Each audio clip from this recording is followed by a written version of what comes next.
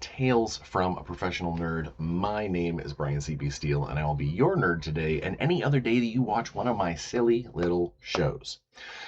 Hey, everybody. So it's been 2 weeks. It's been a good 2 weeks. It's been a crazy 2 weeks. It's been a week, 2 weeks of ups and downs and lefts and rights. And we will fill you in on all of them. Um, but primarily, let's stick to the plan and do the thumbnail first. Which the thumbnail, if you realize what you clicked on and you didn't just blindly follow Bryan's YouTube page because I do all this awesome stuff. So therefore, you are ready to rock and roll. We are going to talk about my time. The reason why I was gone, why we didn't have an episode last week, is for MomoCon. So MomoCon, for those people who don't know, it is an anime, comic, pop culture convention down in Atlanta, Georgia, that has recently. I mean, I guess it's always been, from what friends of mine that work for it said that it's always been, role playing has always been a part there. There's always been a gaming room. But in recent years, they've tried to make it into more.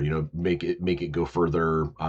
Do a larger gaming room and do more with it, which is why the show reached out and had me come out as a special guest, which was awesome. So what I'll do before I get into the specifics of it, give you the general overview. So as a show, they treated me wonderfully. My travel arrangements were perfect. They had made sure that I had an Uber back and forth between the airport and the hotel. The hotel they set me up in was attached to all the stuff for the show. It was great. It was a painless process to get there, enjoy the show, and get back home again. While I was there, I did a handful of panels, which we'll talk about those in a second. I ran 2 role-playing game events. Well, I was supposed to run 2. Well, yeah, we'll talk about that. And I got a chance to sit in on a few little live plays and things that friends of mine were doing, and it was a lot of fun. It was a good show. I had a really good time. There are obviously some ups and downs, which some, as far what I would consider a pros cons, what I would consider a con to the show might be someone's pro. So it's not these are not universal truths. These are just opinions. But overall, Atlanta is a fine town. They were dealing with some inclement weather. We were getting a lot of rain, so there wasn't a lot of external activities. And Atlanta, even this late in the spring, can be kind of hot and muggy. So that was something that we had to contend with. Sorry, I've got nose itches. One of the things that I was, I don't want to say it was a drawback. The show itself is at the Wyatt Convention Center. I think is the Wyatt. I don't remember the name of the name of the place. But it's very spread out. It is very stretched. So like there's a hotel here, and the hotel has 2 towers attached to it. And then on the other side of that, there's a walkway through a parking garage area. God dang it! I remember. There's a walkway that goes through like a parking garage area, across a courtyard, and then through one building, and then a lobby building, and then another building. Like it's very like stretched out over multiple buildings, but they're all attached. So you're not having to like dodge from building to building or catch an Uber to one place or the next or anything like that. It's just a lot of walking. It's just there's a lot of if you've got an event or something, on one end. Not to mention all these buildings have 4 floors. So, you've got to pay attention to where's the escalators, where are the elevators, where are the stairs, where, like, you've got to know how to get from one floor to the next. And one of the things that I know that it's because at a show that brought like 60,000 people, um, you've got to kind of orchestrate the busy times, kind of like how traffic lanes occasionally are like, now this road is one way between the hours of this and this. They kind of were doing that with a bunch of the escalators, where it was like, okay, normally we would have like two going down and one going up, or vice versa. At this time of the day, this part of the show, we're having all three of them go down. So if you needed to come back up, you either got to take the stairs, wait in line for the elevator, or walk, half a building down to go to where the one escalator is being used to go up. Um, so there's some ergonomic issues, I would say. Like it's just uh, uh, a lot of traffic in a very hallway oriented set of buildings. Um, Part of the issue, and this is where I'm going to we'll talk about all the good stuff in a second. I'm gonna get my negative out of the way first, and then we can go bleh. Um, so negative number one is how spread out everything is. It which is fine because it means that everything has its place. They there's no want for space for booking because there's lots of little rooms to choose from. Um, but it did mean that, like, if I had an event on the far end on floor 2, um, I had to leave my hotel and start walking 40 minutes before I had to get there. And that's not just because I'm big and out of shape. It's also because there's 60,000 people at an anime show, and I am fine with crowds. I have no problem with it. Gen Con crowds, yes, it's annoying to be in a can of sardines with a bunch of gamers. Um, but the anime convention, where it is mostly cosplay, means that a lot of I don't want to say all, but a lot of these people are coming to this show not to go to events, not to go to panels, not to do things in rooms.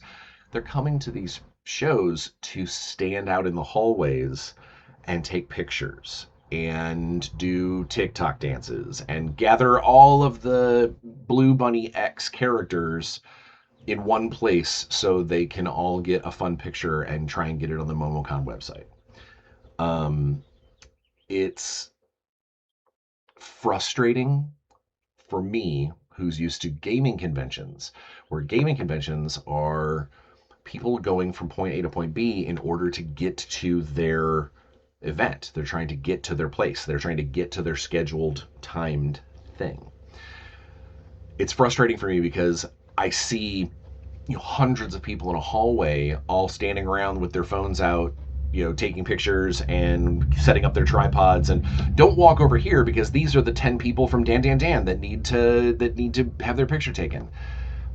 I I understand that's the draw to these shows, which is why I didn't complain, which is why I didn't, like, grumpy at them. I didn't grumpy old man in any way, like, yeah, get out of my way, kids. It's more of a, if I go to a show like this again, I need to set my expectation that most of these people are not here for the same things I am. And that means that I have to realize that they're here to get compliments on their cosplay. They're here to take pictures and record Instagram reels and maybe meet their favorite famous person, or go get a signature in the autograph alley of their favorite voice actor. These are all things that I totally understand and have done before. Maybe not so much the TikTok dances, but the things that I totally understand and I totally get. And at things like FanX and stuff that I've gone to before, it seems like it's not quite as concentrated. At MomoCon, it was the hallways were just jam packed with people doing all of the cosplay things, and it makes it very frustrating for someone trying to get to a thing. Um, so I have to take that in consideration next time I'm invited to a show that I know is going to be an anime show, that I know is going to be a cosplay heavy show. It's honestly the reason why I stopped going to Dragon Con years and years and years ago, is it's not my scene. Um, I appreciate it and I love how psyched people in the fandoms get, but it just makes for a less enjoyable convention experience for me. And I find myself wanting to go back to my hotel room to kind of decompress and not have to fight through crowds of people in foam and whatnot. Um, so that of all of the things, that is probably my number one con in pros versus con for MomoCon. And again, I know that that's a me thing and not a it's not that's not a problem with the convention. That is a problem. That is a just excuse me. That is just a facet of what that convention does, and that's just not something I'm used to because I don't normally go to those types of conventions. Um, the only other con that I have, we'll discuss a little more when I get into the role playing events. But let's talk about the good stuff. First off, got to see a bunch of really cool people, great people, people that I only see at conventions, and a different side of my convention family. I don't get to the southern conventions very often because it's it's going to be a flight requirement, and flights are expensive. Um, so if it's people that don't normally come out to the Midwest conventions or even some of the East Coast conventions, um, I don't get to see them very often. So it was really good to get to see. I got to see my friend Ben, um, who I worked with over at Renegade when we made the Essence 20 games, the Hasbro games. It was really nice to get to see him. I got to sit down and have a nice long conversation with my friend Sean, um, which it's a lot of times at some of these shows, it's either party time after hours where you can't really talk so much as just kind of general socialization, or it's business stuff, or it's in passing. You know, the hey, I'll see you later. Gen Con, I never get to really socialize at all because it's all just go go go go go. So it was really nice to get to sit down for like an hour and just talk to my buddy Sean, which was awesome, which was really cool. I got to meet a few new people that I may have met tangentially before, but like actually get to talk to them. I shared a couple of panels with a very, very cool writer who at some point we hit on a subject that I was like, you know, I hate to turn this into a business talk, but I think that it would be great if you came to do some writing with one of the companies that I retain her at. So it turned into a networking thing, and that's a lot what a lot of these conventions are for. So it was really cool. It was just, it was very good to socialize. It is a very social show, um, which is awesome. I will prefer a social show to a business show pretty much every time. Um, I can always get business done during a social show. It is hard to get socialization done during a super scheduled hardline business show. Um, so there's that. That was definitely one of the big pluses is getting some good social time and talking to people and meeting new friends and making new friends and making new colleagues, potentially out of friends or friends out of colleagues. Um, that was definitely that was absolutely awesome. I got to from the back of the room for a little while. I got to see one of my friends that I made actually through Six Sides of Gaming. A voice actor named Justine. We got to play D&D a few times at some of the shows, and it was I got to see her play for a little bit with a bunch of her other voice acting friends up on stage, and it's awesome. To be completely honest, I absolutely miss getting to do live plays at shows. There was a time where I was getting two or three of them in pretty much every gaming convention. Um, and I don't know, maybe it's a different caliber. The scheduling is harder now that more people, more celebrities want to do it. Um, and we had a few shows that were, I don't know, be like, really low audience rates. And I know that that can reflect very highly on whether or not someone wants to keep supporting that type of event. Um, so yeah, I'm really hoping that I'll get a chance to do some more live play in the future. I love being up on stage. Go figure. As he talks into a camera to hopefully thousands of people. Um, I really do miss it, and I hope that I get a chance to do it again soon, or maybe record some streaming with somebody. I don't know. I know a lot of the problem is the time that it takes. Um, but I'm hoping that maybe we'll find a way to find a way to get that into the schedule. Now that things are, sorry about the giant truck that just went by. If you could hear it, hopefully my microphone did not pick that up. Um, it's it is definitely something I miss, and it was awesome to see Justine and company and Tommy and those guys up there playing. Um, but I would be lying if I didn't say that I was a little jealous. That I was envious of all the people that get to be up there and in rolling dice and having fun and making people laugh. Because why else do we do the things that we do? Is to make this life a little better for others. And seeing that in real time is always a plus. So that was good. I got to see Justine play and got a chance to sit down and talk to her for a little bit. It wasn't very long because we were all both busy, but definitely a fun interaction. And she's amazing, and you should totally check her out. Justine Huxley. Huxley, I think is her last name. Um, Check her out. She does a bunch of voice acting and a bunch of playing D&D online because she's awesome. Uh, Speaking of playing D&D, I was scheduled to run um two RPG events for the show. The first one was my Thundercats Snarf told me to do it adventure, which I had on their app. I had like eight or nine people uh, interested in it, which we'll talk about how that app works here in a second, which is a plus and a minus. Um, the actual people who played only had a handful show up, which was frustrating. Which we'll talk about that in a second.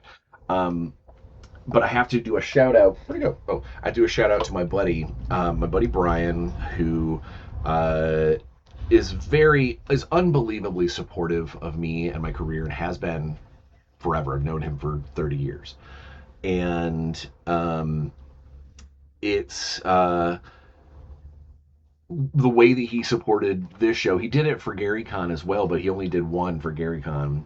And for MomoCon, he made through his like fancy embroidery machine, he made dice bags specific to the adventure, the theme, and actually the event.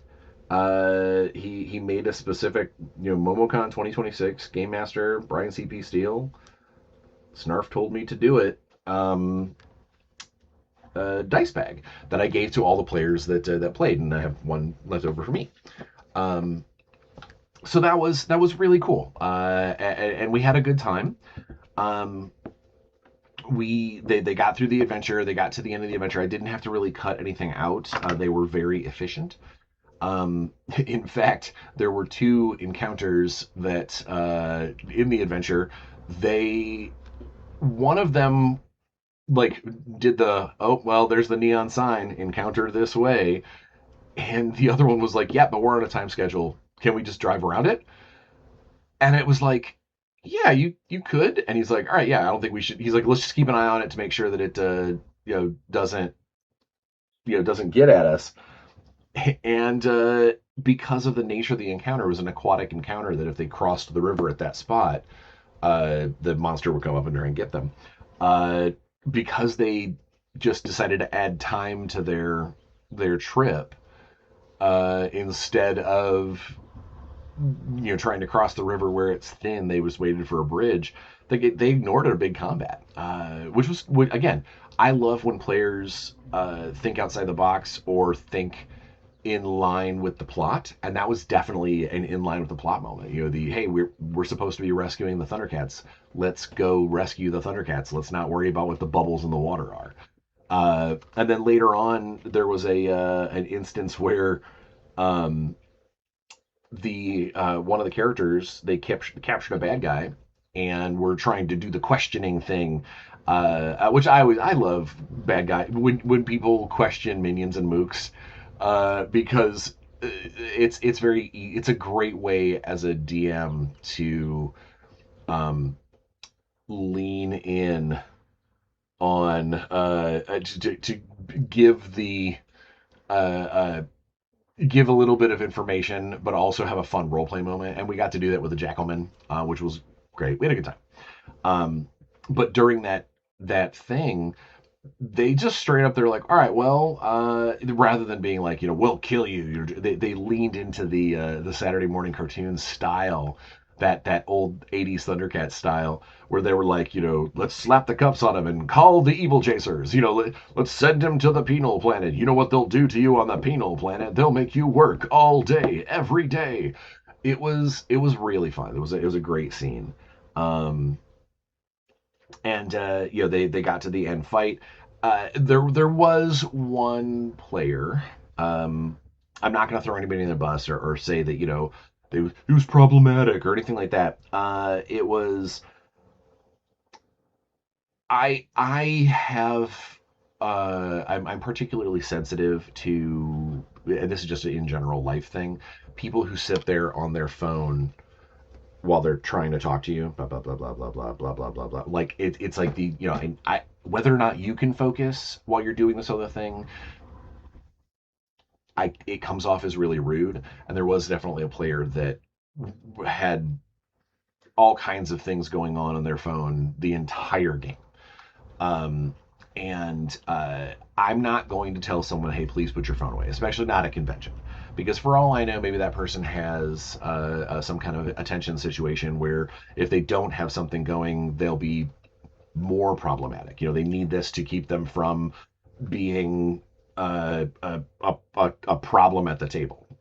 Whatever the case may be, there were a few moments where it would be like, it's your turn, like you need to go, what are you doing? Oh, I don't know. We'll just do what the other guy does, So again, it was a thing, but he had a good time. At least it seemed like he did.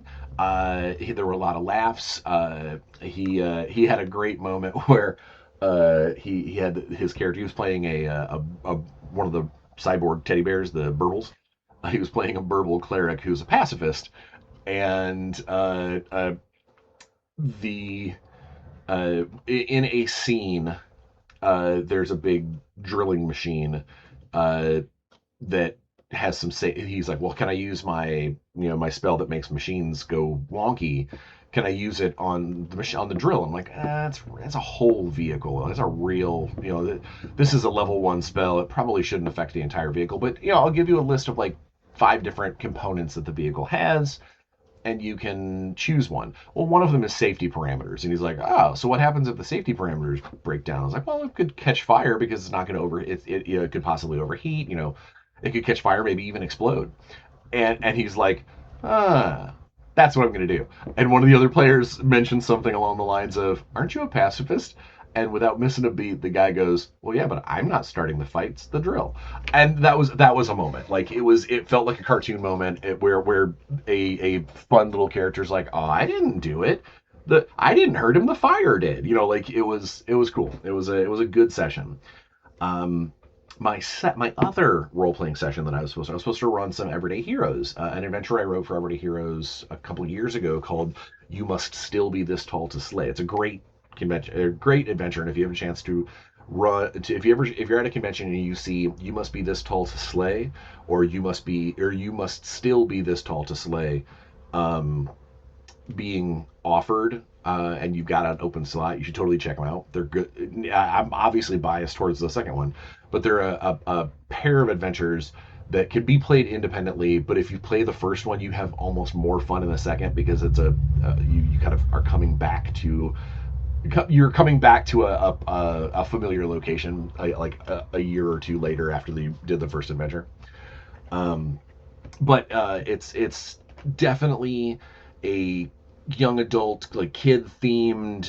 It's kid friendly. It's about a water park run by a vampire.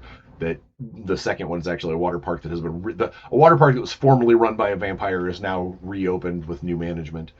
Um, and it's a great adventure, and I like running it. I loved writing it, and the table went completely playerless, despite the fact that it said that I had like 7 people interested. So this is probably even more so than whereas the crowds of people were just inconvenient. This is an actual drawback. Um, Conventions that have events that are not ticketed, that are not pre-purchased ticketed, you will have a hard time filling those seats. So we dealt with this at PAX. Any of the PAX shows, they're designed to not use ticketed adventures. Basically, you just set your time up in the calendar, and then hopefully someone comes by to play. That is great for the players because that means that they're not, if they can't make it, if they're stuck on the other side of the convention and there's two, it's or they're sick or they're hungover or their lunch goes late or whatever, they're not put out at all. But it is really, really inconvenient for the game masters. Because and the companies that fly these game masters out, that put them up in hotels, that pay for them to be there, because there is literally nothing apart from the love of the game that is going to potentially put butts in seats. And a lot of these adventures, you need at least like 3 people to really effectively run it. So it's also bad for some of the other players if, like, you get a table full of 6 people supposed to be here, and 2 of them show up like they're supposed to, and then the other 4, I had a late lunch, I slept in, I'm on the other side of the thing. I don't want to rush to get there because it doesn't matter to them. They're not out anything by not being there. And when that happens, that means that those 2 people who did show up just wasted their time. It means that GM just wasted his 4 hours that he could have been out running, playing games and enjoying the event and enjoying the convention. Instead, he's sitting there babysitting a table that has no people at it, and obviously couldn't sign up for anything because he was there. Uh, PAX is the extreme. PAX is like, unless you as a company does your own ticketing thing that you definitely cannot charge for at the site, you just have to hope that they decide to play your game. MomoCon does it better. There is an app that you get, a MomoCon app on your phone, which is awesome, and you can basically add events to your app's calendar, which is really cool because it means the app will tell you, hey, you've got a thing happening in 15 minutes. Hey, you've got a thing happening in 15 minutes. And it'll tell you where to go. It'll tell you which room it's in. Like, it's really, really well done. Um, and so the way it works for MomoCon is you go into the app, you pick the event you want that you're interested in, and then you kind of flag it for your calendar. And it'll show that someone is interested in this event. So in the case of my "You Must Be This Tall to Slay," it said I had like 8 people interested in the event. And I'm like, oh man, that's awesome. It's like, effectively at other shows, that's 6 people that have bought the tickets and 2 people on the waiting list. Well, unfortunately, at MomoCon, what that means is that it's 8 people that have added it to their calendar. It doesn't mean that that's 8 people that have bought tickets. It means that it's 8 people that have added to their calendar and are interested in the event. And so if you were used to if you were looking at that event and you saw that there were 8 people interested in that table, and you were weighing your options, what do I do? Do I do this thing, or do I swing by there and hope I've got a seat? It's effectively, you look at the event and see that in your mind the seats are filled. It's 8 people in a 6-person game. Okay, so chances are I'm probably not going to be able to get in. So it becomes a lower priority for you to show up. Yeah, they were doing purchase tickets at the site. You would walk into the game room and buy a couple of tickets, or apparently you could buy them ahead of time, but the ticket itself is not locked in to that event. You're buying just basically, I need tickets to show up and take a seat. So it's better than what PAX does, but it's still uh, extremely, it's not the right word, not convoluted, not, uh, it's not ironclad that someone is necessarily going to show up even though they've said, hey, I'm interested in this event. And what that does is that it means that they're, especially in a show that it takes you a half an hour to walk anywhere, there's a really high possibility that people are going to be late to their events, or they're not going to show up at all. um, and that's what happened to my you must still be this tall to slay. Is nobody showed up. I literally 8 people were interested and nobody actually showed up. So I sat there for the first 2 hours of a 4 hour event, just kind of babysitting a table and talking to my friend Sarah. Um, this is it's frustrating, and I firmly believe that the best way to handle if actual attendance, like required events. Yeah, panels, if not very many people show up, it turns into a smaller little, we're just talk, it turns into a talk. Live play, if, no, if not that many people show up in the audience, okay, then you're just playing D&D for fun. Like, but an event that requires players in order to function needs to be a ticketed event, in my opinion. It needs to be not only a ticketed event, it needs to be when I say I'm interested, charge me my $2 and put it as an ironclad thing onto my schedule. Because even if it's just two, four, $5 to play the event for the show, not only does the show make money, that's a plus, but it triggers something in a gamer's brain that says, I paid to be here, I'm gonna be there. And I think that that's something that MomoCon really, I hope for future events, that they will, if MomoCon sends me hey, how did you like the show, or if any of them see this video. um I had a great time. I loved it. I loved being there. I loved getting to do all the cool stuff. I loved the panels. We had an amazing time running panels. Um, and the fact that it's piled with cosplay people doing TikTok dances is a me thing, not a you thing. That's actually the reason why your show does so well. But the actual drawback that I think that you could fix is, even if it's just for the role playing game room, ironclad ticketed events is really where it's at. And yeah, and that's MomoCon in a nutshell. I had a great time. Um, I If they invite me back next year, I would likely go, barring any scheduling conflicts or whatnot. And hopefully they'll take my advice and fix the ticketing thing, because I know I'm not the only person who had mentioned tables with people that didn't show up. So yeah, so there's that. If that is all that you came for, you just wanted the MomoCon download, you are done. You may now go and smash that subscribe button. Make sure you hit the little ringy dingy bell. Like us, share us, tell all your friends. Comment about something cool below so you can get into the comment raffle. And we'll see you next week. For next week, I'm going to do an unboxing of my friend's card game, which I'm very excited to see the final product. It's been burning a hole in my proverbial pocket over here, but I want my unboxing to be with you guys.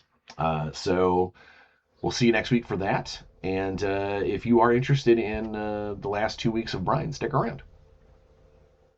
I really do need to get like a the week in Bryan little divider or something for the different sections. But all right, so the 2 weeks in Bryan, so to speak. It has been ups and downs. I'm gonna say gaming. We're gonna do it in a different order. I'm gonna do gaming first.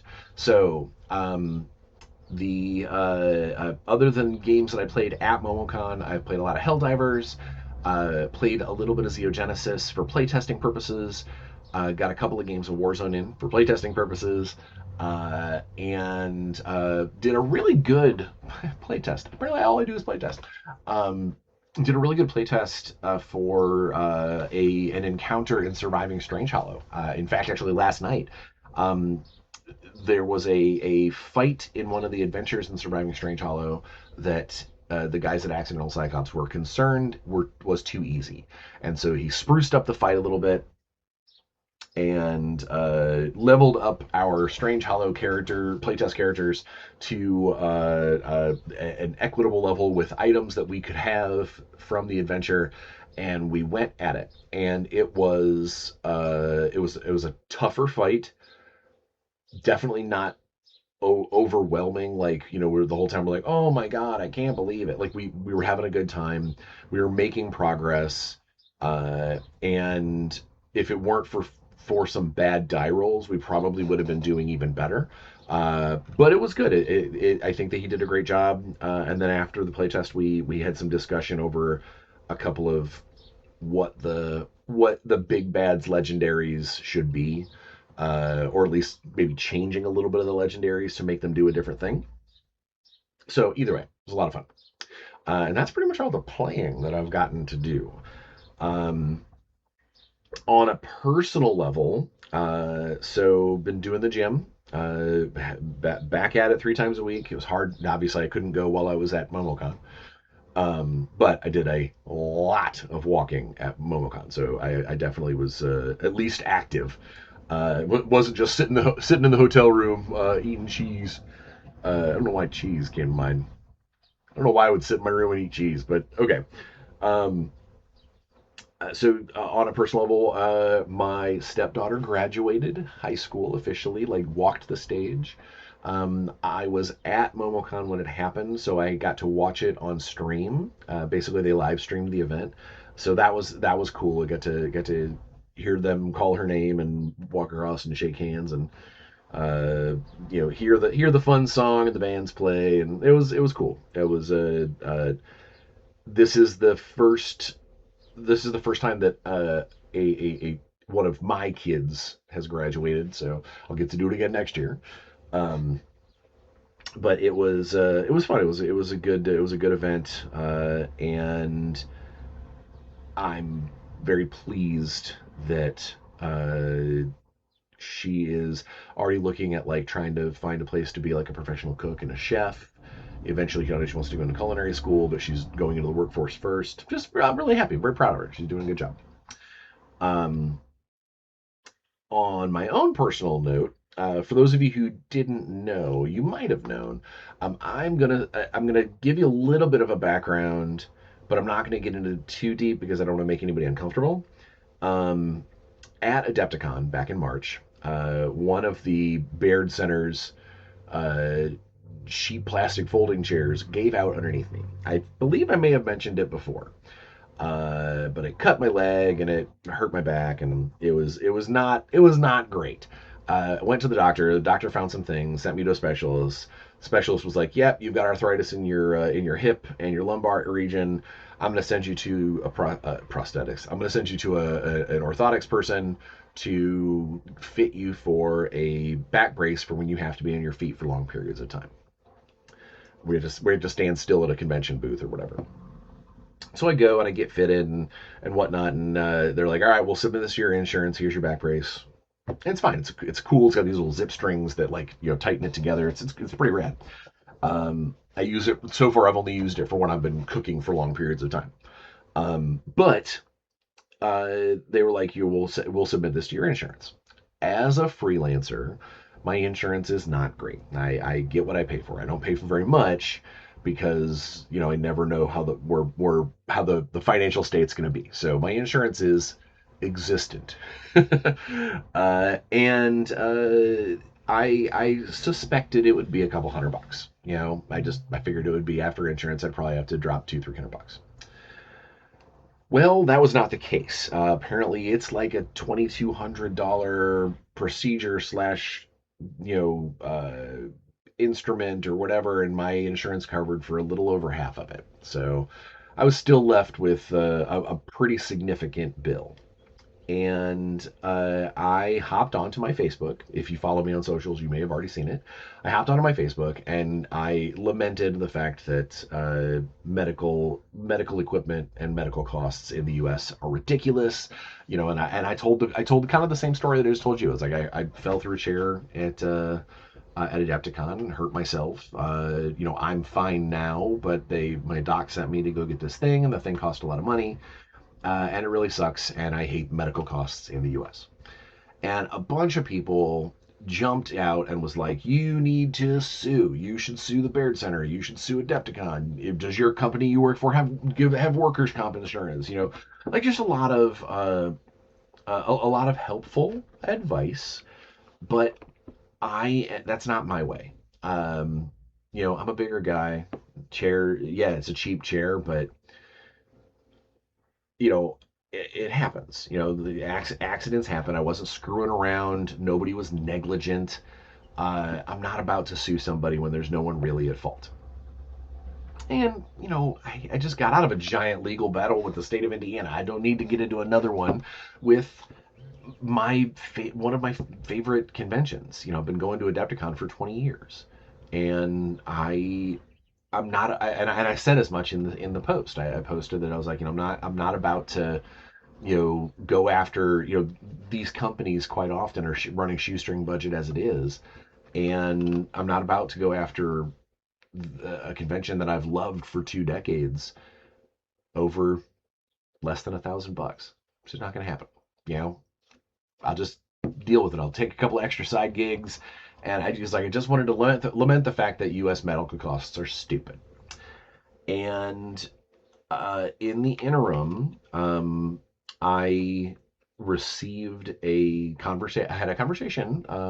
One of the amazing owners over at Adepticon reached out to me, and just basically wanted to check in with me, make sure that I had, that I received the right kind of, first aid while I was there, and I talked to the Baird Center, and it was in that conversation. It didn't come off as, oh, they're just covering their asses because they don't want you to sue. No, it was that person actually interested in what happened. He had not heard that I had gotten hurt. We've known each other. Like I said, we've known each other. I've been going to Adepticon for 20 years. I've known him for probably 15 of those.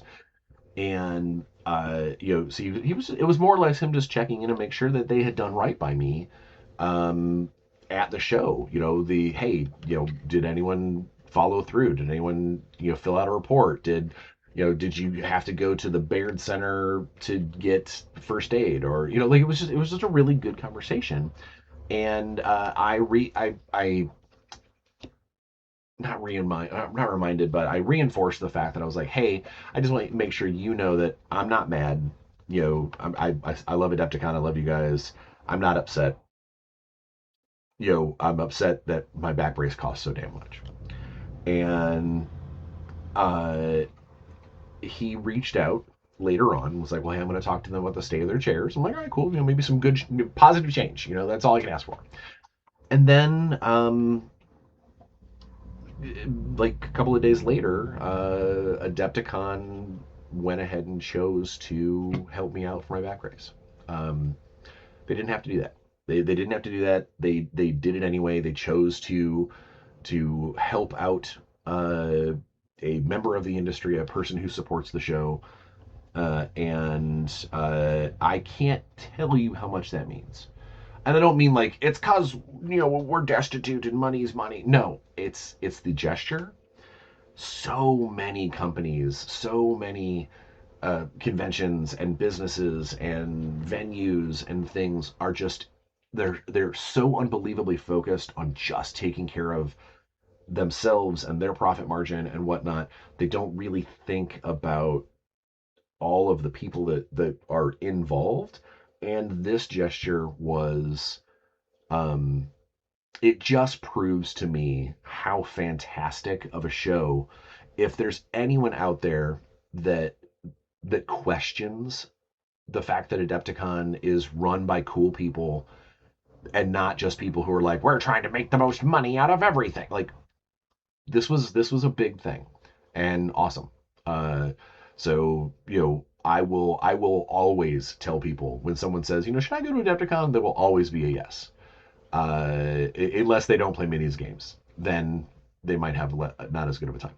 But if they're interested in Adepticon and they're on the fence, I will always try and push them over onto the side of go support this show, because it's run by amazing people. It's a great show and it's just going to keep getting better. So there's that. That was the big personal bump for me.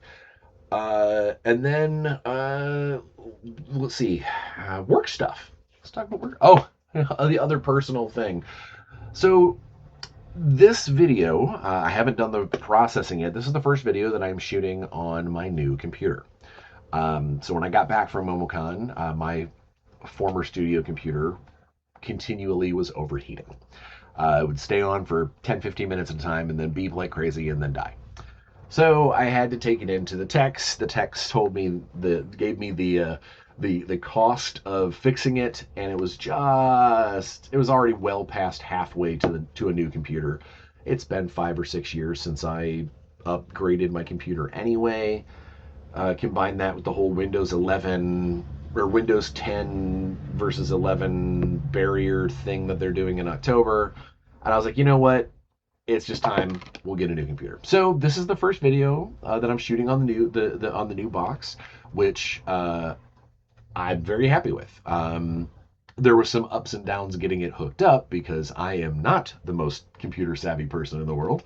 But we're up and going. I've got all my stuff. I'm able to work again. I had to take a couple of days off to not be able to do work because of no computer. So I'm playing catch up now. But so there you have it. There's another personal little thing in the last 2 weeks that have made things crazy. And then work stuff. Work stuff is going great. I finished my Shadowrun novel 2 weeks ago. I have a meeting on the schedule at Origins to talk about the next one with John and probably RJ.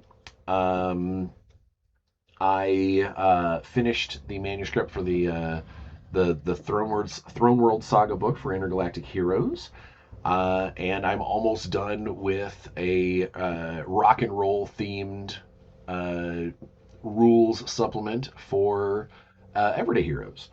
I am most of the way done with the adventure for Dungeon in a Box. Like, I feel so accomplished right now. Like, I'm ticking boxes, I'm getting through things. I'm starting to set things up for like the next wave of projects. I feel good. Also, it feels nice to not be super stressed out behind deadlines and things. Going into the 3 busy convention months. June, July, and August tend to be pretty jam-packed with convention and convention prep. So yeah, and then the things with Zero Genesis are going great. The guys over at Zero Genesis just teased a piece of art that shows one of the factions that I've been working on. So very cool there.